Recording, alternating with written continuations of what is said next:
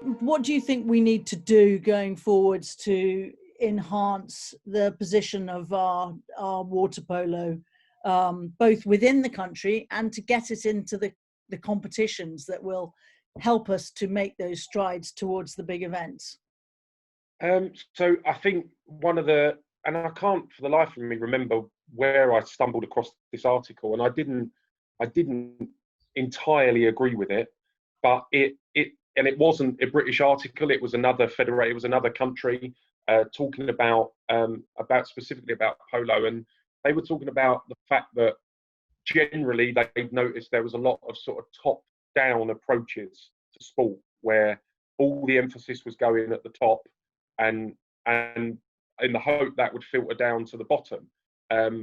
Obviously, our strategy is out there now, our water polo leadership group strategy, and I firmly believe one of the biggest things we have to do is increase the bodies in our sport. So at grassroots level, we need to get more kids playing, and there's various different ideas that we've discussed and ways of doing that in the coaches forums that we've had.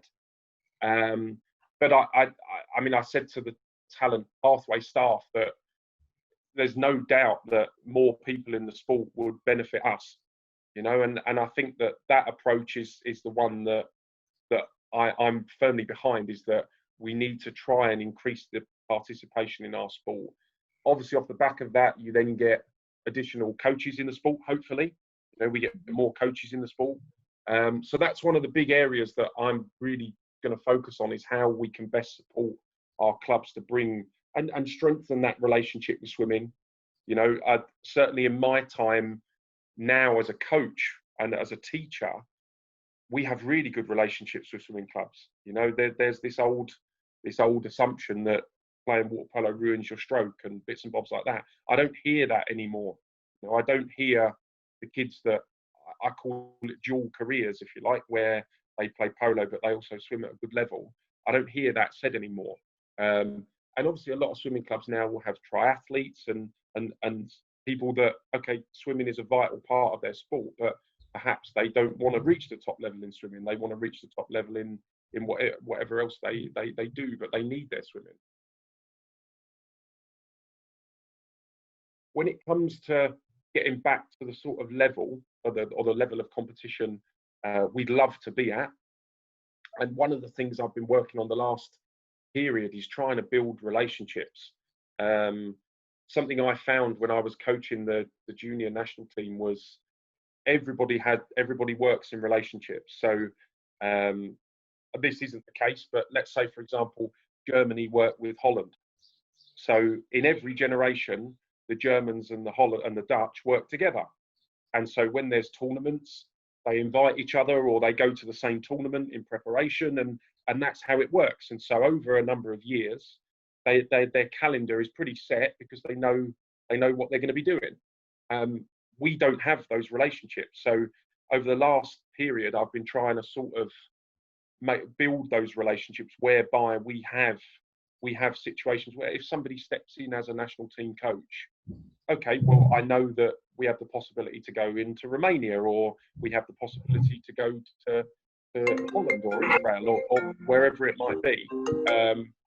So that's I think the start for us to be trying to get back to that level of competition, is start to build relationships with some of these are nearby neighbours. You know, it's not difficult for us to get to Holland. It's not difficult for us to get to, it is at the moment, but hopefully moving forward, it's going to be relatively inexpensive, maybe, is what I'm trying to get at, to be able to go and work with these guys. So that's the start, and then starting to get those invitations back into the sort of tournaments with the countries that you used to be referred to as the A group, I guess. So maybe the top 8, let's say the top 12. But we have to be realistic that currently there are countries around us that we want to get ahead of outside of that group A, and that's got to be the first target. It's great to have these relationships, but we want to get back to that level. We want to get back to that level where we're maybe on the fringes of what used to be the group A.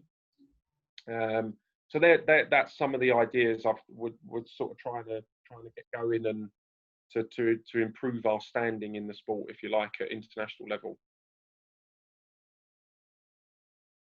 I know you've started doing some coaching forums. Have they been going well, and have you got more to come, or have you sort of gone through that now? Yeah, no, I think that, and I hope they were well received. You know, they seem to.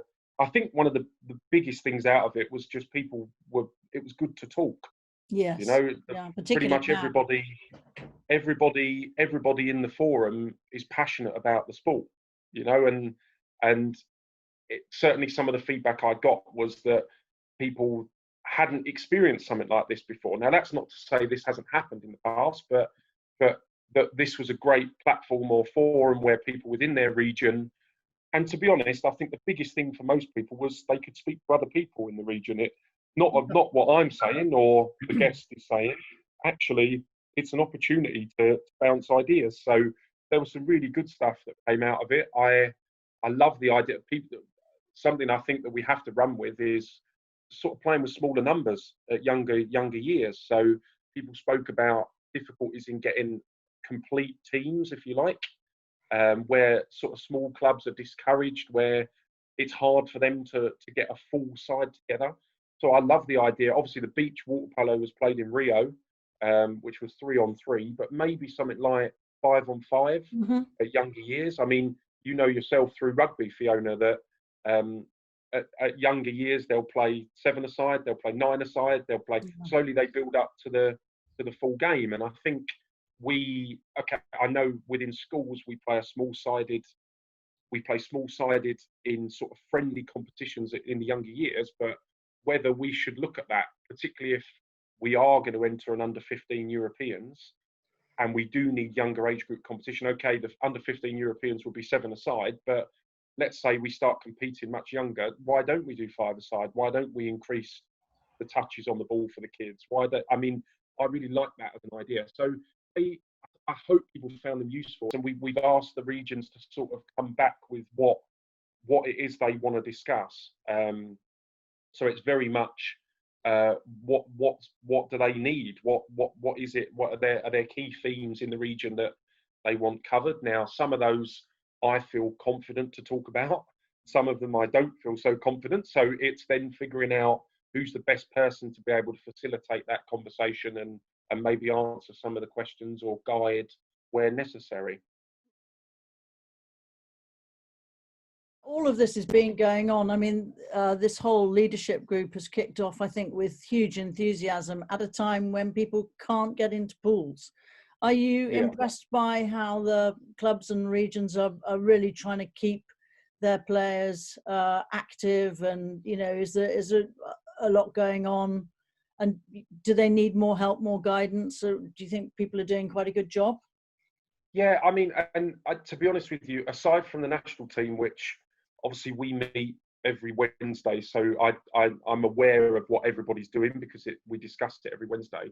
I can only really go by social media, but a lot of the stuff I'm seeing clubs posting is great. And what's good is I think we're starting to improve, or certainly one of the big areas that I know you're going to be involved in as well, Fiona, is improving our communication with again, coming back to the forums. I've had a lot of coaches or people within clubs raise that what goes on in the national team, what happens in the national team. Like we want to fit in with what you're doing.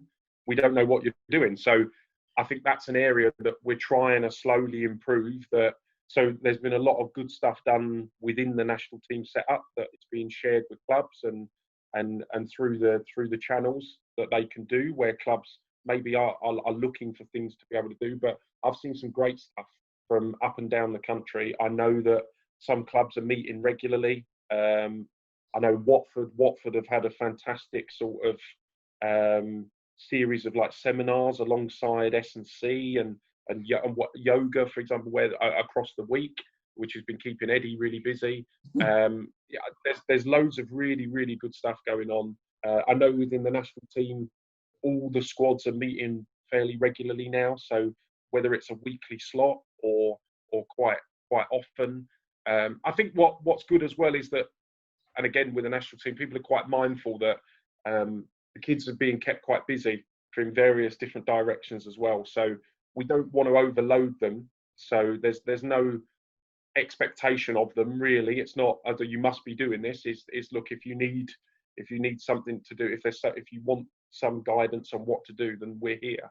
So certainly one of the recommendations I've made is that our national team coaches start to prescribe sessions for individual, because if they are able to get in a pool, then we want to be able to prescribe what they're doing. So here's something you can do if you are able to train, because obviously there will be kids that aren't, because I guess the likelihood of us being back together as a group is potentially still quite a way away. So there's great stuff, and I mean the internet's wonderful. You can find lots of good stuff and you can find lots of bad stuff. So I think one of the key things is making sure that we're guiding the kids in the right direction as well. Yeah. But as I say, I've seen some great stuff, and I've been part of some good stuff with the national team as well. I've been fortunate to be invited in and listen to some of the stuff they're doing. I can completely understand that kids are it's starting to really be tough. I think mentally it's starting to really be challenging now. So I guess that's the next period is sort of making sure that we're doing all we can to support their mental well-being as well. I think lots of people know very little about water polo, and clearly getting the message out and explaining to people that it doesn't involve horses and pools is one thing. I mean, it's actually some people don't pick it up till uni. It's quite big at university level, isn't it? But one of the things I'm struck by is that it's a fantastic sport that people continue to play. Some people play for decades. I mean, obviously not at the same speed and level as when they were younger, but it is a game for life in that sense, isn't it? Yeah, and I think that, and certainly, and I can talk about, well, one of your boys in particular here. One of the things, and I've spoken about this in the coaches forum, the similarities between ourselves and rugby there are so many similarities between the two sports. And when you talk about it being a game for life, I think of that like rugby. You know, like people tend to stay in rugby for a very long time. Injury dependent, obviously, Yes, but if they love their rugby, they tend to stay involved right the way up to vets.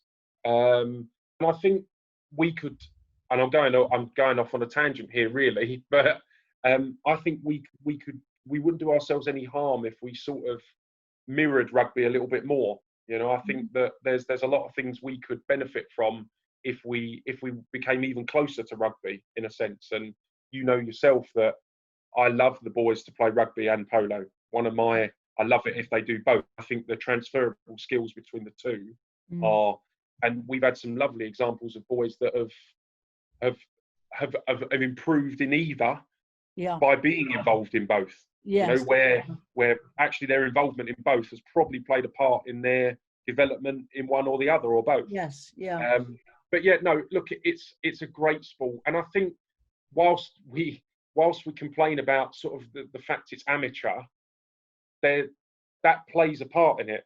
I think the fact that okay, we'd love funding. I came through a system where we had funding, you know, and parents' pockets would love us to be funded. Yes. But we all do it because we love it.